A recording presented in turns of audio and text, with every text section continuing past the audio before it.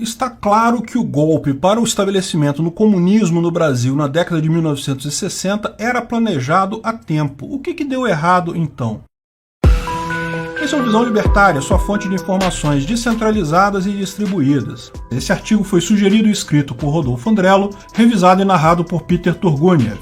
Os documentos obtidos do Serviço de Inteligência da Tchecoslováquia, o STB, mostram claramente que havia um planejamento do bloco soviético para a transformação do Brasil em uma república socialista no contexto da Guerra Fria. Falamos mais sobre esse tema no vídeo Os soviéticos planejavam sim transformar o Brasil em uma república comunista. O planejamento detalhado desse golpe, feito pelo bloco soviético, talvez tenha acabado falhando por culpa da pressa dos revolucionários brasileiros e cubanos em concluir o negócio, e lógico, pela ação do exército evitando o golpe com a contra-revolução de 1964. Na verdade, as ações de Cuba demonstram que os caribenhos estavam bem mais afoitos para exportar sua revolução do que a própria União Soviética. Como se sabe, Cuba chegou ao ponto de ter armas nucleares engatilhadas contra os Estados Unidos e teve participação intensa nas revoluções comunistas na África, para onde chegou a enviar tropas lideradas pelo próprio Che Guevara. As revoluções na África, a propósito, também demonstram que não havia distância que os comunistas não estivessem dispostos a transpor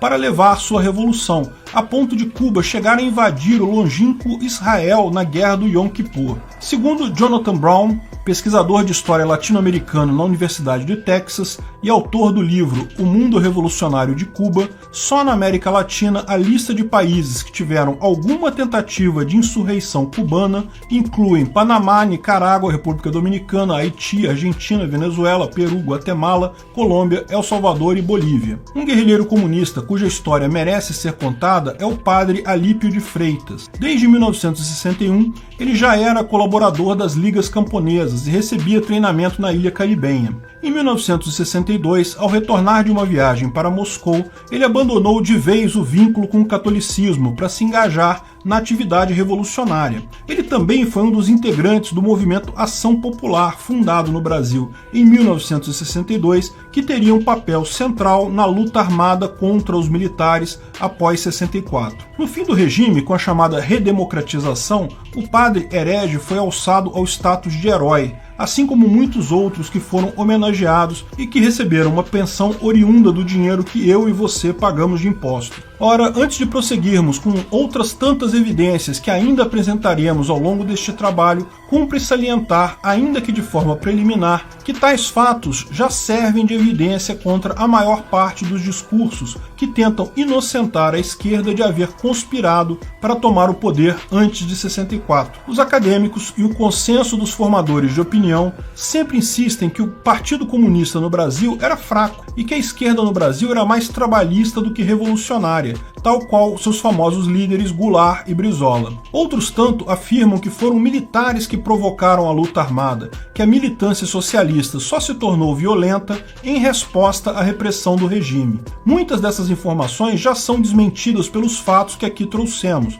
mas vale ainda relatar alguns pontos que desfazem o engano da narrativa vigente. Comecemos por Leonel Brizola, que apesar de não confessar ser comunista, em tudo agia tal qual um agente soviético. Em 1961, ele se encontrou com Ernesto Che Guevara em um evento no Uruguai, e a partir desse momento passou a nutrir grande admiração pelo revolucionário. Também por volta desse período, Brizola desapropriou duas empresas americanas que atuavam em solo nacional, a Bond and Share e a ITT, alegando que ambas haviam lucrado demais por aqui. Essas medidas autoritárias só encontravam paralelo na Ilha dos Castro, e tanto lá como aqui, os atos eram alicerçados sob ferrenho anticapitalismo. Jânio Quadros, que na época era o presidente brasileiro, também não economizou nas homenagens a Che Guevara. Em agosto de 61, quando em visita ao Brasil, Guevara recebeu de Quadros a condecoração da Gran Cruz da Ordem Nacional do Cruzeiro do Sul e agradeceu ao presidente com o seguinte discurso: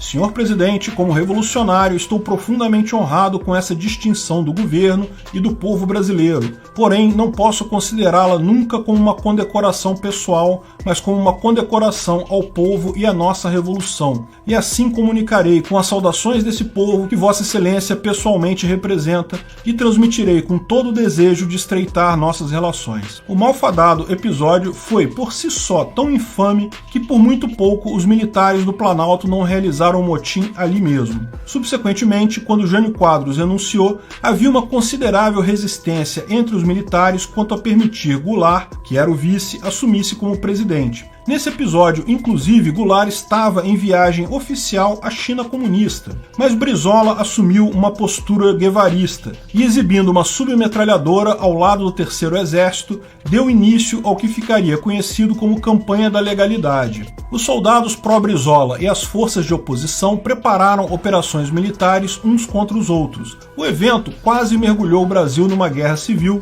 mas o desfecho veio através de um grande acordo político que instalou temporariamente o parlamentarismo no país. Já que sua posse foi conturbada, o próprio mandato de João Goulart não seria menos barulhento. Se não dermos o golpe, eles darão contra nós, dizia Leonel Brizola, cunhado de Jango e governador do Rio Grande do Sul. O governador esquerdista de Pernambuco, Miguel Arraes, afirmava o mesmo: volto certo de que um golpe virá. De lá ou de cá ainda não sei. Mas não eram apenas os caciques políticos que planejavam um golpe. Entre 1961 e 1962, o movimento revolucionário Tiradentes montou campos de treinamento de guerrilha em Goiás com financiamento do próprio Fidel Castro. A existência dessa guerrilha em Goiás foi descoberta graças aos documentos encontrados no acidente aéreo do Peru que já mencionamos. No campo político, o presidente aprovou uma lei de remessas de lucros de 1962, que impedia multinacionais de enviar para fora do Brasil mais do que 10% do lucro por elas obtido. Goulart chegou até a enviar para o Congresso um decreto de estado de sítio que permitiria a ele prender opositores e passar reformas com que tanto sonhava. Mas mesmo com o apoio de certos líderes militares, os congressistas temeram que, ao alçar Goulart ao poder absoluto, eles mesmos ficariam à sua mercê. No fim, o próprio Goulart cancelou aquela patética manobra. Noutro de muitos eventos protagonizados por apoiadores de Goulart, o ano de 63 também ficou conhecido pelo discurso do subtenente paraquedista Gelsi Rodrigues Correia. Em apoio ao projeto de reforma de Goulart, fez a seguinte declaração: pegaremos em nossos instrumentos de trabalho e faremos as reformas juntamente com o povo. E lembrem-se, os senhores reacionários, que o instrumento de trabalho do militar é o fuzil. O subtenente, a propósito, ficou conhecido como integrante da guerrilha do Caparaó. Seu discurso precedeu a revolta dos sargentos de setembro de 1963, em que militares se amotinaram nos prédios do Departamento Federal de Segurança Pública,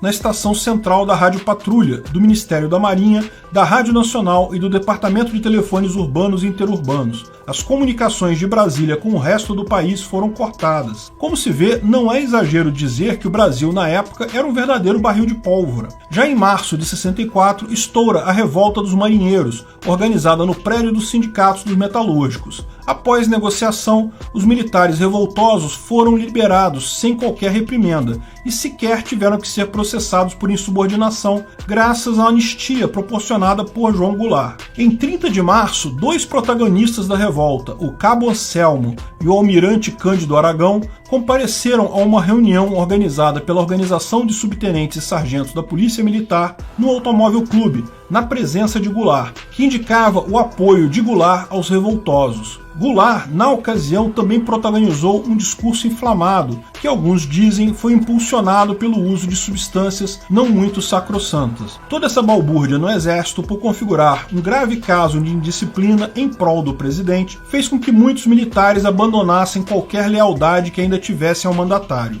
Nesse ponto, convém retroceder algumas semanas a fim de comentar o discurso de João Goulart na Central do Brasil, no dia 13 de março, em que o presidente, mesmo numa posição política delicada, fez um pronunciamento anunciando a desapropriação de numerosas propriedades para a reforma agrária e a encampação das refinarias particulares de petróleo. Não só isso, como Goulart também afirmou que a própria Constituição Federal era ultrapassada e precisava ser revogada. Tudo, segundo ele, para abrir caminho para atender os anseios da classe trabalhadora que enfrentava uma grave inflação. Além da reforma agrária e da mudança da Constituição, as ditas reformas estruturais de Goulart ainda visavam uma legislação tributária e leis urbanísticas sob o pretexto de combater a especulação, além de uma reforma bancária cuja função seria ampliar a disponibilidade de crédito, provavelmente alçando a impressora de dinheiro ao status de divindade. Por conta disso, cabe perguntar se, com falta de apoio político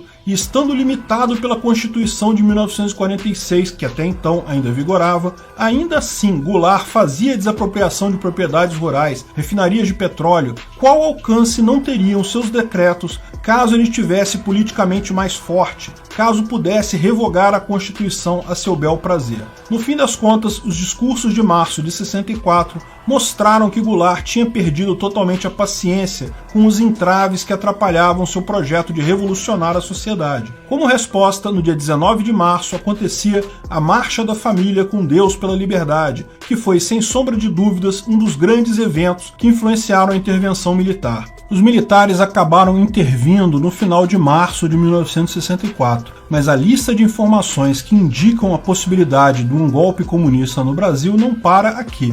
Veja o próximo vídeo da série A Guerrilha no Período Militar Mostra a Força do Comunismo. Os 3 vídeos que compõem essa série serão lançados como um documentário único no canal do Rodolfo Andrello, o Fronteira Austríaca. Se você preferir ver o documentário completo, aproveite para conhecer o canal Fronteira Austríaca, é um ótimo canal. Obrigado por sua audiência.